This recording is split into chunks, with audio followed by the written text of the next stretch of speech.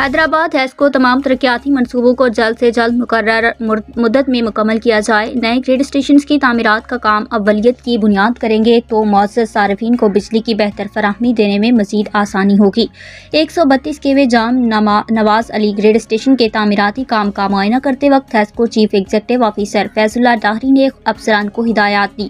حیدرآباد ہیسکو ترجمان کے مطابق چیف ایگزیکٹو آفیسر ہیسکو فیض اللہ ڈاہری آج 132 kV جام نواز علی گریڈ اسٹیشن کے تعمیراتی کام کا معائنہ کرنے کے لیے پہنچے۔ ان کے ہمراہ ڈی جی میرات عبد الماجد دتوئی، P D G S C Asif Hussain Bhutto, S E operation circle Nawab Shah, Farman Ali راہانی، Javed Ahmad Siddiqui اور دیگر افسران موجود تھے۔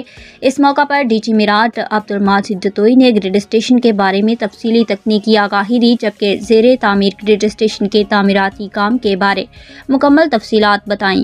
کیمرہ مین ٹیم کے ساتھ سلمان شیخ، اعتماد نیوز، حیدرآباد۔